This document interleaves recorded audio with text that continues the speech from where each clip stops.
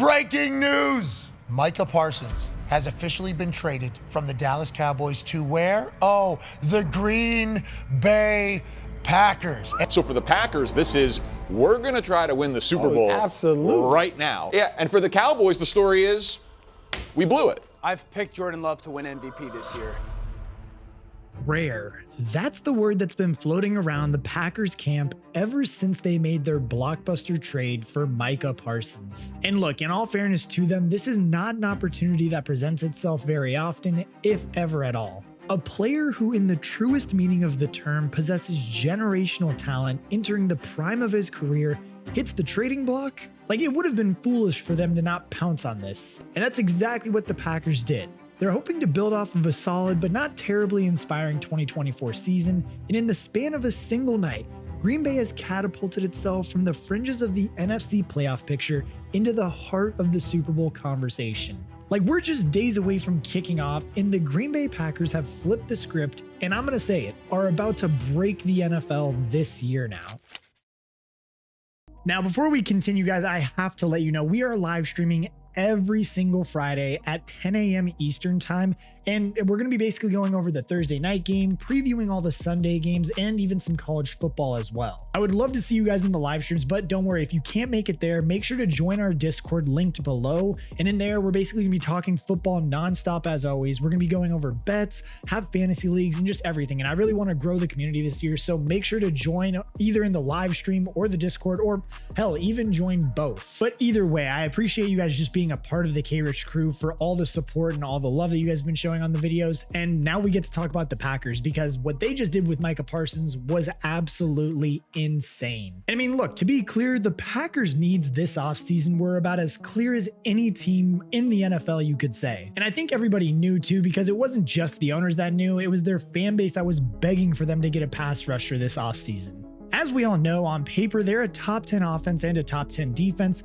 who made the playoffs for a second year straight with their new quarterback at the helm. However, when you peel back the curtain, there was an underlying frustration across the organization at the failure to capitalize on their emphatic end to the 2023 season, and there were some fairly obvious deficiencies in the roster, many of which were on the defensive side of the ball. I mean, look, while in 2024 they did go out and get Xavier McKinney, who was a home run hit, the secondary as a whole was a major concern going into this offseason. Jair Alexander had been the star of the show when healthy, but saw such little time on the field that his release in June felt pretty much all but inevitable.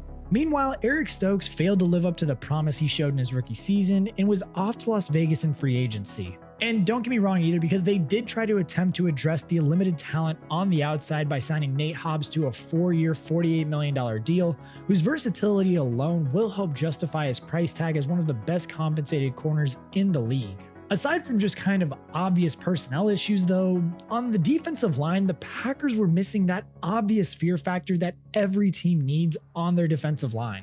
And again, Rashawn Gary was fantastic in 2024, easily Green Bay's best defensive lineman, but the Pro Bowler took a noticeable step back in his pass rushing output. Yes, 7.5 sacks in the season is solid, but it doesn't exactly strike fear in opposing offensive lines. Meanwhile, 2023 first rounder Lucas Van Ness is entering his third season with very little to show for it. The athletic freak out of Iowa is in a prove-it year, and if he can reach anything close to what his ceiling does promise, this front could be actually very scary for the NFL to face. But as we all know, that wasn't the case in 2024. Defensive coordinator Jeff Hafley made them solid against the run, but with a 4-man front, this group really struggled to get home. On the interior, they lost TJ Slaton in free agency, leaving Devontae Wyatt and veteran Kenny Clark to lead the charge at the heart of the defensive line. But as we all know, that was basically all flipped on its head when they traded for Micah Parsons. For starters, it sent Kenny Clark to Dallas, which is not a significant loss for this team. Clark did suffer a bit of a down year in 2024, but had been one of this line's most reliable players for nearly a decade.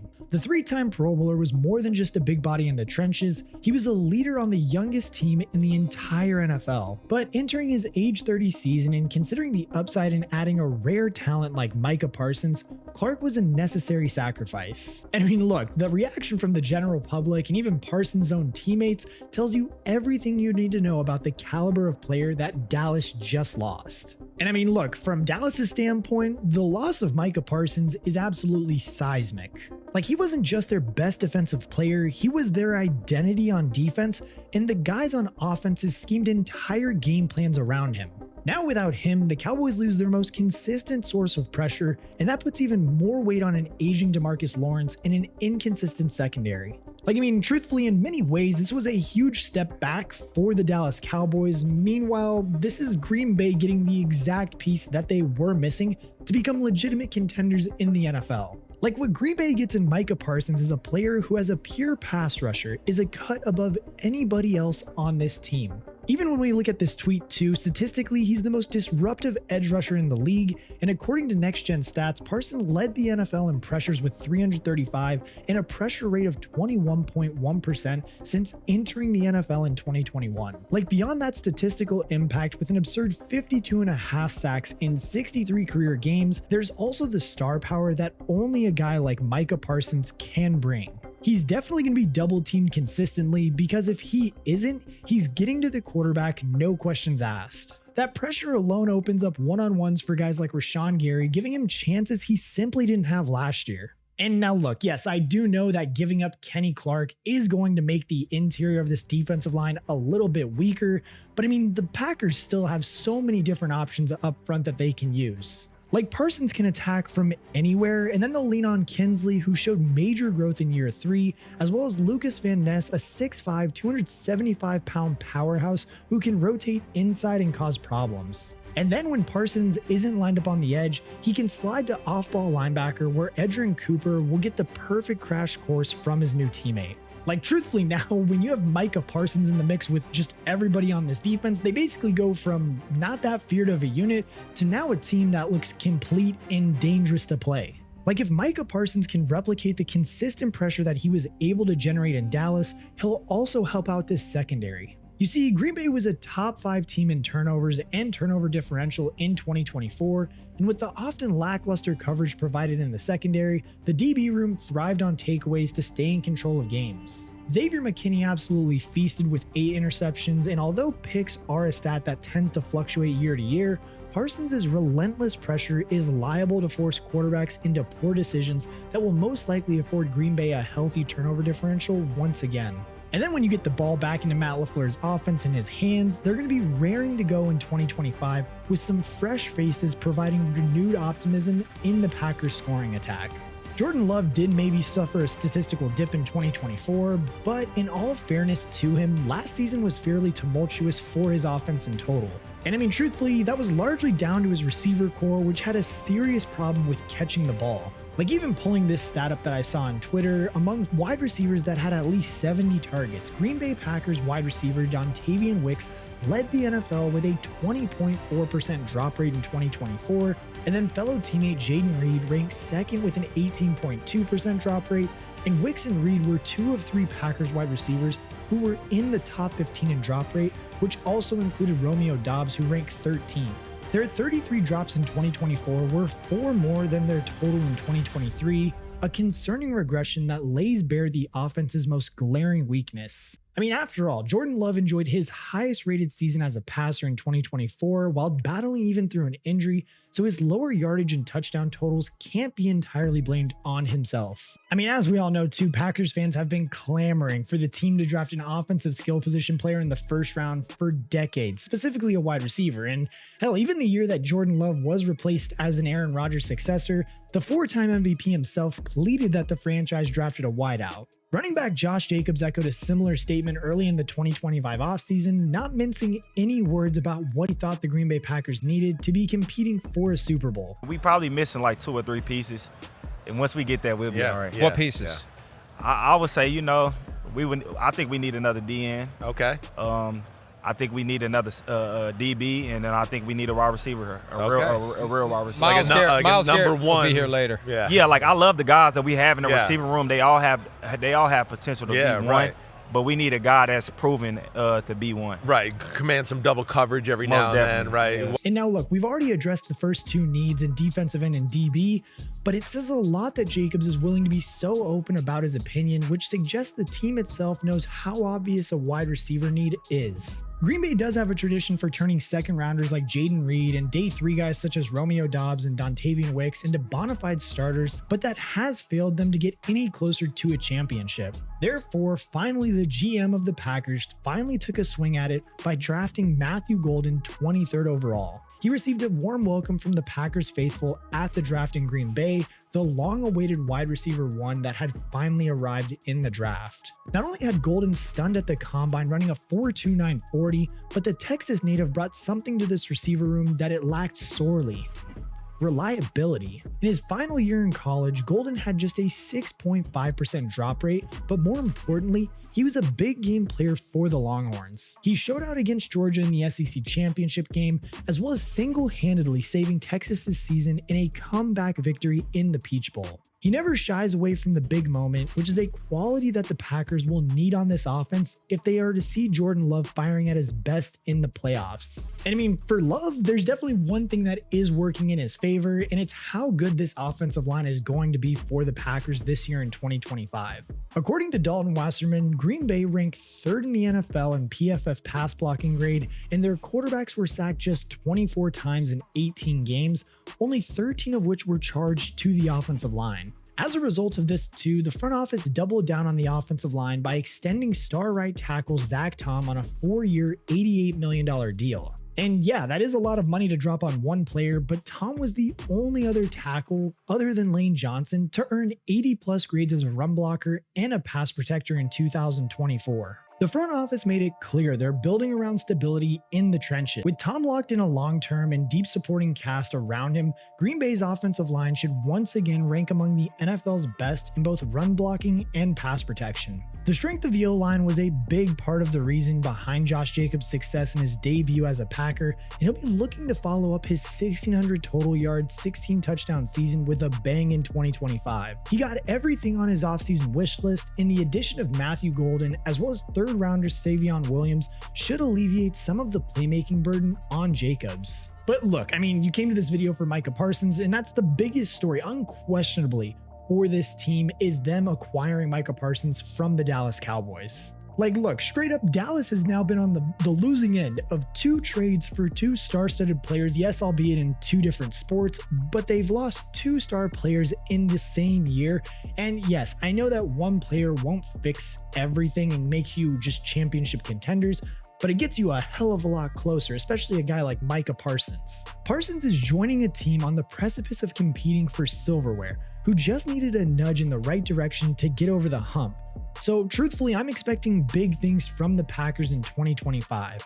And yes, Green Bay does play in one of the toughest divisions in football, but there's no doubt that by addressing each of their needs head on this offseason, as well as adding the it factor in Micah Parsons, their odds of challenging Detroit for the NFC North crown have significantly improved. The Lions' Week 1 trip to Lambeau will be an early test of the division's dynamics, as each team has undergone drastic changes this offseason. Detroit, of course, did lose both coordinators, one of whom is the new head coach in Chicago, while the Vikings have a completely unknown at the most important position in sports. Like, if there is ever a time to seize the moment, it's right now.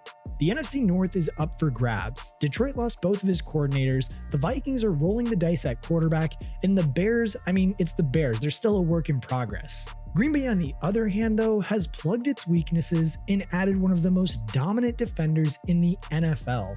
With Parsons terrorizing quarterbacks, Golden giving Love a true wide receiver 1, and Jacobs powering the run game, this roster finally looks complete.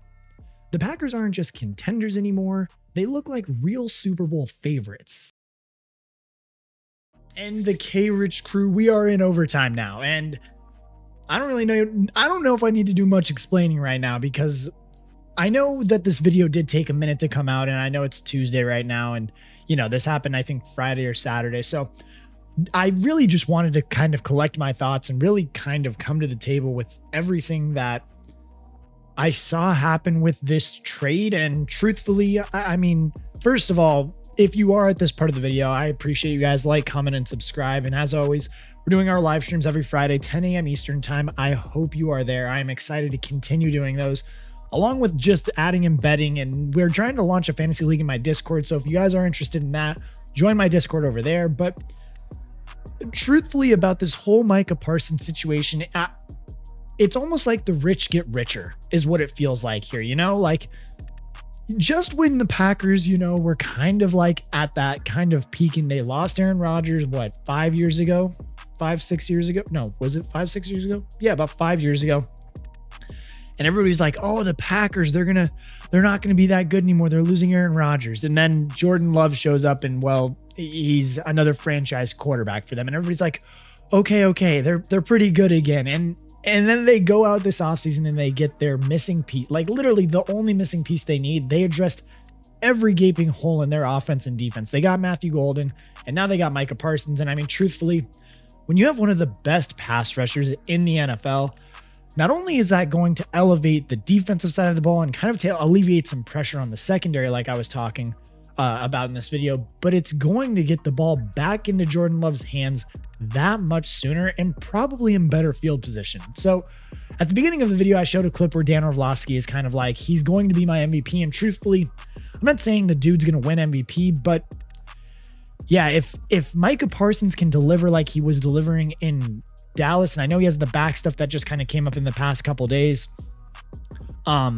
yeah, it's going to look scary for the entire NFC. And this Packers team is the youngest team in the NFL. Like, it's not like the Packers went and added, I think Khalil Mack was actually in a second contract of years too when that trade happened. So it was a little bit very similar, but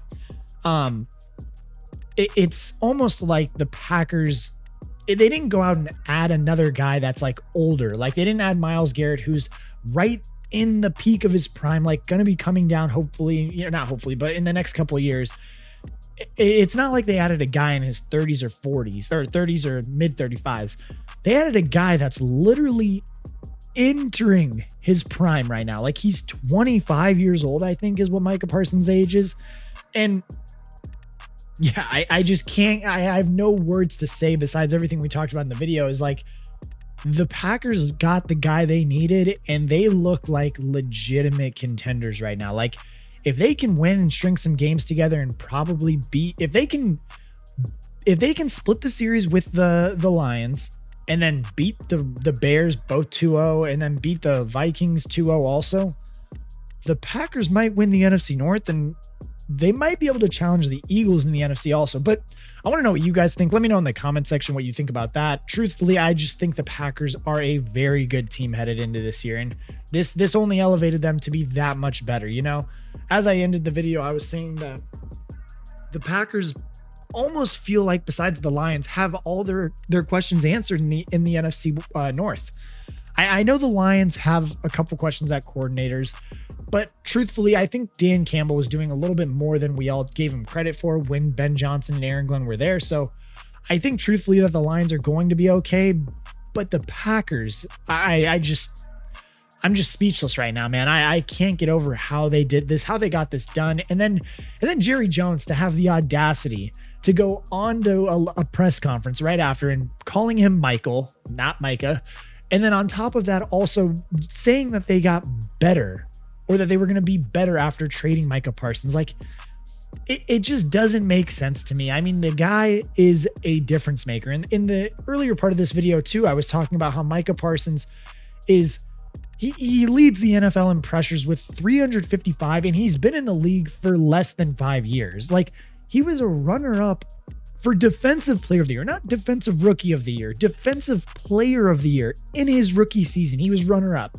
Like, the dude is a absolute freak of nature, and just congrats to the Packers. If you're a Packers fan, congrats to you. Let me know in the comments how you're feeling. But truthfully, I am excited to see this Packers team. We got a great matchup on Sunday. We got the Lions, I think, heading to Green Bay, could be switched around. And I'm hoping Micah Parsons is going to be able to play in that game, because that is going to be a great game. And I mean, I know the NFL schedule makers, they knew what they were doing, and they wrote the script to this one perfectly. But again, man, I can't get over this. I am excited to see what this Packers team can do. I think Jordan Love is going to have a breakout year this year, be in that MVP conversation for sure, especially if Matthew Golden can perform to what he was doing in college. It's going to be scary for the rest of the NFL. And then you add the defense, who already had Xavier McKinney and Rashawn Gary from last year. And then they also had the defensive coordinator, that Jeff Hafley, who kind of turned things around last year. I think now that you add in Micah Parsons to this equation on the defensive side of the ball, and I mean, wow, this is going to be a scary team to play week in and week out. But again, I want to know what you guys think. Let me know in the comment section. Are the Packers legitimate Super Bowl contenders, or are they just going to, kind of be in the wild card again like they were last year? Let me know in the comment section. And again, make sure that you guys are in the live stream on Friday. We will be talking about the Cowboys-Eagles game and preview all the week 1 games, as well as join the Discord if you are there. But as always, I appreciate you being a part of the Krich crew. And, I will catch you guys in the next one.